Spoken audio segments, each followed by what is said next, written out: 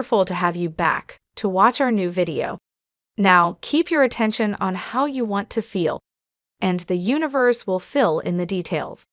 You will know your power when you can no longer split your energy flow. The pineal gland is a tiny gland that sits between the back of your throat and the back of your head. And the pineal gland's primary function in normal three-dimensional reality is it manufactures two neurotransmitters called serotonin and melatonin. I mean, it has some other functions, but let's talk about that. Right. Now, the moment you wake up in the morning and your eyes open up and the wavelength of visible light is perceived in your eye, that wavelength of light hits the optic nerve, and the optic nerve sends a signal to a nucleus, which then sends a signal to another part of the brain, and then all of a sudden, the pineal gland gets the signal to make a chemical called serotonin. Mm-hmm. Serotonin is the daytime neurotransmitter. Right. Our brain go into what's called beta brainwave patterns, and now we're alert, we're aware, we are aware that we have a body, we're aware that there's an environment, and we're very aware of time. Now, the inhibition of light, or the loss of light, when it gets dark, all of a sudden there's no more wavelength of light. The pineal gland switches off, and it takes serotonin, and it begins to make another chemical called melatonin. Melatonin is the nighttime neurotransmitter, and melatonin then begins to change our brain waves into alpha, theta, and ultimately delta, and the body now can go into restorative sleep. So serotonin gets us up, melatonin puts us to sleep, and it's a function of what's called the circadian rhythm. Mm-hmm. How the sun rises and sets, people get used to that rhythm, right? Yes. So, however, there's latent systems in the brain when the pineal gland becomes activated, it has tiny little crystals in it that are calcite crystals, calcium carbonate crystals, and they're kind of rhombohedrons. They're six-sided, eight-sided, and they're stacked on top of each other. And I found the research to show that the pineal gland has some very unusual properties. So when the pineal gland becomes activated, those tiny little crystals begin to shimmer, and they begin to become electrically activated. And once they become electrically activated, they become sensitive to frequencies. Mm-hmm. Not frequencies of light.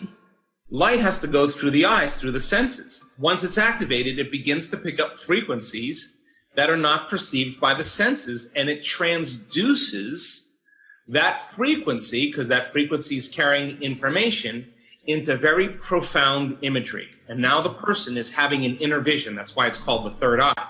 And that inner vision is way more real than anything you've ever experienced in your three-dimensional reality. This is a very, very low frequency, but this is a very fast frequency. And all of a sudden, the pineal gland begins to make metabolites. Now, melatonin is already an antioxidant. Mm-hmm. But now, the derivatives of melatonin, when this gland is activated, produces very powerful antioxidants that heal: anti-cancer, anti-aging, anti-heart disease, anti-stroke, anti-neurodegenerative, anti-inflammatory, antimicrobial. You take the molecule, you tweak it again, you have a benzodiazepine. What is that? That's Valium. It's your body. Melatonin already relaxes you, but now, hang on. You are going to really chill out. You're going to be, survival centers in your body are going to be shut off, because that's what benzodiazepines do. They shut off your survival centers. So now you feel relaxed. Mm-hmm.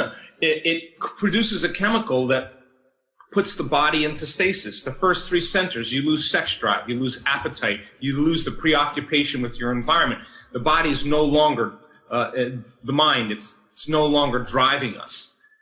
Now you can dream without being interfered with your body. It produces a chemical that's the same chemical found in electric eels. Now the nervous system becomes amplified. Now it's electric. Your brain is going to switch on, and you're going to have a lot of energy in there. And it produces that same chemical called dimethyltryptamine, which is a very powerful hallucinogenic.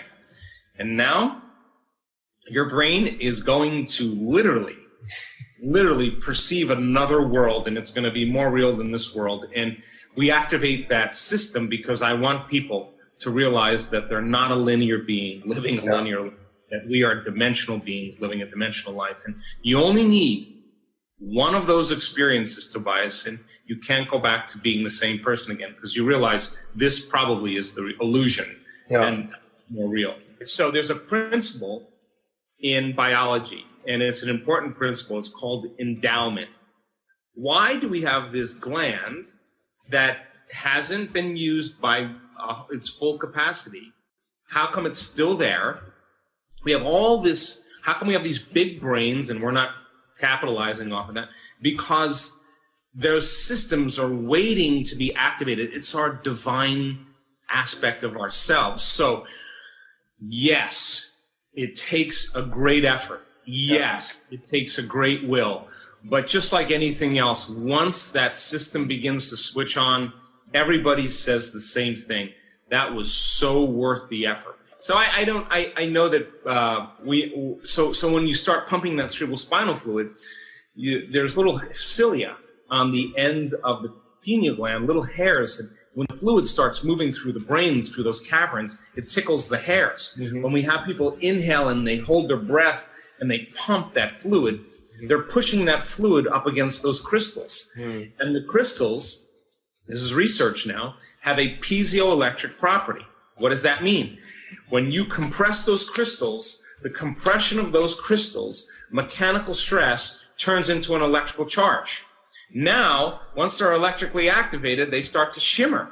Once they start to shimmer, they're now going to receive information. And now it's a radio dial. It's going to pick up information, and the brain's going to transduce it into imagery. And now that latent system switched on, and hang on, because people say, I want the unknown, but whoa, when it comes, it's big. Look, I mean, do you believe that everything that we're learning about the Egyptians is everything? No. Our research shows that when that system switches on in the brain, the entire limbic system of the brain, the limbic brain, in our research is on fire. It is highly activated. What is the limbic system? It's the pineal, it's the pituitary, it's the thalamus, it's the hypothalamus, it's the corpus callosum. It's just little package right underneath there, the hippocampus, the amygdala, this whole kind of network. That eye of Horus is a side section of that part of the brain. So our research shows that that limbic brain switches on. The Egyptians knew the thinking brain was the architect, the mm-hmm. designer, and that this system was the creator.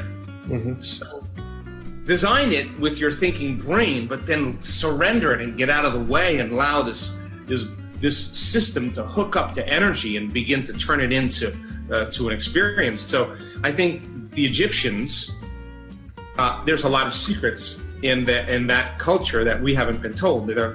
Certainly the gods were real. Certainly the pharaohs had a connection to the gods, and certainly there were initiations that were about activating another world, entering another world, and I think that's the power behind the culture. Thank you for watching. If you enjoyed the video, please leave a like and share it with someone who could use some motivation. God bless.